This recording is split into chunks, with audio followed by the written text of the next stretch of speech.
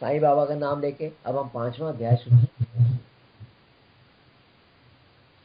तो इसमें बताया गया है कि जैसे जैसे जीवों के कर्म होते हैं वैसे ही वह जीव गुणों को प्राप्त होते हैं। 3 गुण है, सत रज, 3 गुणों को प्राप्त होते हैं। वैसे ही फिर वो उस योनि में जाते हैं। जो अच्छे कर्म करेंगे, सत्कर्म करेंगे, वो ऊपर की योनि में जाएंगे।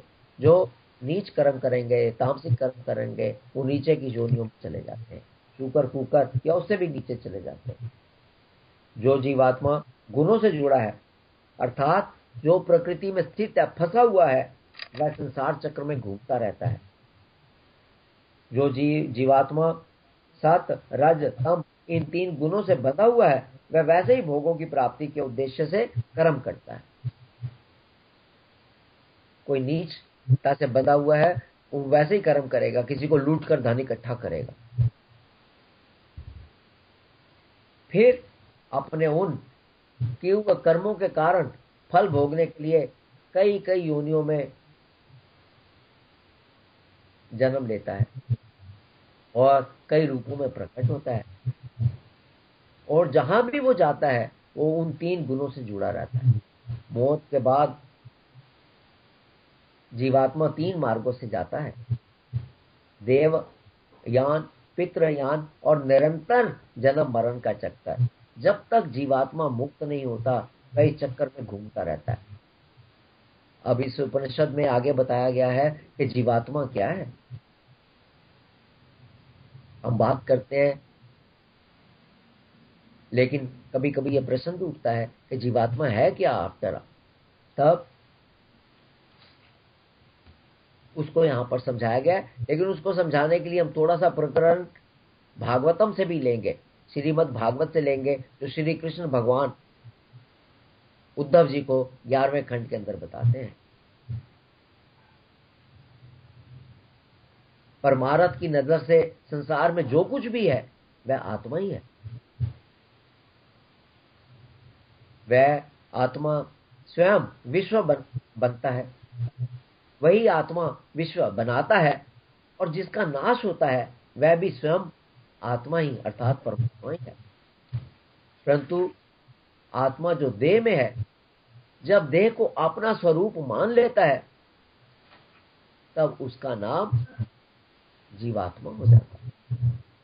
देखिए अहंकार कितनी बर्बादी करता है। परमात्मा का स्वरूप जीवात्मा, प्रतिमूर्ति, वो प्रतिमूर्ति जीवात्मा बन जाती है। जीवात्मा का भी दिल में निवास है तथा वह सूर्य की तरह प्रकाशमान है,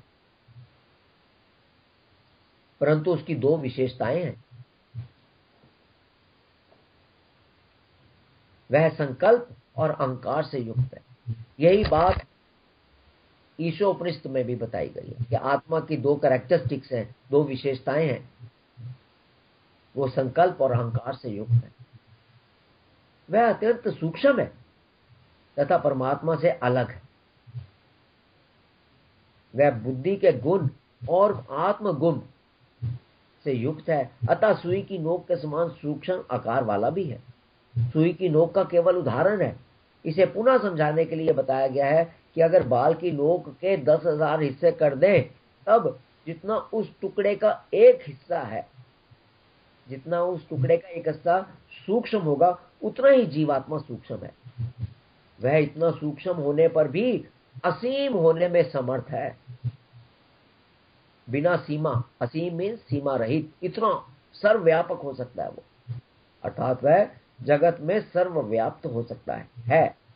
केवल बुद्धि के गुण, संकल्प के कारण और अपने अहंकार से युक्त होने के कारण ही वो एक देशीय बना रहता है, अर्थात एक शरीर में पड़ा रहता है। जीवात्मा न स्त्री है, न पुरुष है, न नपुंसक ही है। वह जिस शरीर में जाता है उस समय उससे मिलकर वैसा ही बन जाता है। जीवात्मा अपने किए हुए कर्मों के गुणों से तथा शरीर के गुणों से, अर्थात बुद्धि, मन, इंद्रिय और 5 महाभूत, इनसे युक्त होने के कारण अहंता, ममता जैसे गुणों के वशीभूत होकर अनेक शरीर धारण करता है। परंतु जीवात्मा जन्म लेने में स्वतंत्र नहीं है।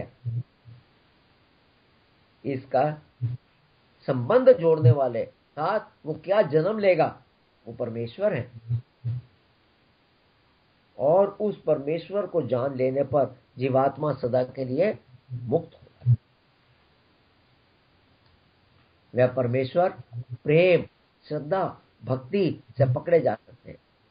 जो मनुष्य उन्हें जान लेता है वह सदा के लिए छूट जाता है। ये सारा जगत प्रभु के द्वारा बनाया गया है और वह इसे चला रहे हैं। ये जानकर जो साधक इस चक्र से छुटकारा पाना चाहता है उसे प्रभु की शरण में जाना चाहिए। शरण में इसलिए जाना चाहिए, जैसे पहले बताया, कि वो ही उसको माया के, प्रकृति के, अव्यक्त के चक्कर से छुड़ा सकते हैं। प्रभु के नीचे ही सब महाभूत, काल, स्वभाव सब उनके नीचे हैं। उन्हीं के कारण ये जगत नियम पूर्वक चल रहा है। उनकी शक्ति के बिना कुछ भी नहीं कर सकते।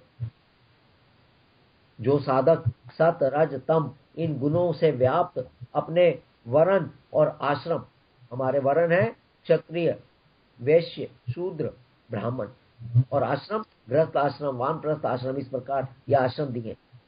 तो जो साधक अपने गुणों से व्याप्त अपने वर्ण, आश्रम और परिस्थिति के मुताबिक कर्तव्य कर्मों, अर्थात जो कर्म वो कर रहा है, प्रभु में लगा देता है तथा उनके साथ अपने सब भावों को, ममता, आसक्ति, अहंकार को भी प्रभु को दे देता है, अर्पण कर देता है, उन्हें समर्पण कर देता है। ऐसा करने से उन कर्मों के साथ साधक का संबंध ना रहे, संबंध टूट जाता है। कर्मों के साथ साधक का कोई संबंध नहीं रहता और इसलिए ऐसे कर्म उसको फल भी नहीं देते। ऐसा होने से पहले किए हुए संचित कर्म भी और उनके संस्कारों का भी धीरे धीरे नाश हो जाता है। साधक प्रभु को प्राप्त होता है। क्योंकि जीवात्मा जड़ तत्वों से अलग है, उसके साथ सिर्फ अपनी ममता और अहंकार के कारण ही जुड़ा हुआ है। परमात्मा इन दोनों से अव्यक्त, अर्थात प्रकृति और जीवात्मा इन दोनों से अलग और विलक्षण है। उनके ऊपर कोई नहीं है। वो सर्व रूप होकर भी सबसे अलग है। वह सबके स्वामी है। सब उनकी आज्ञा, प्रेरणा का पालन करते हैं। सब उनके कंट्रोल में है। जीवात्मा परमेश्वर का अंश होने के कारण असल में निष्क्रिय है। उन जीवात्माओं को परमेश्वर नियंत्रण करता है, उनका वो नियंता है, फल देने वाले हैं तथा उनमें निरंतर तन्मय रहते हैं। जो जीवात्मा प्रभु में निरंतर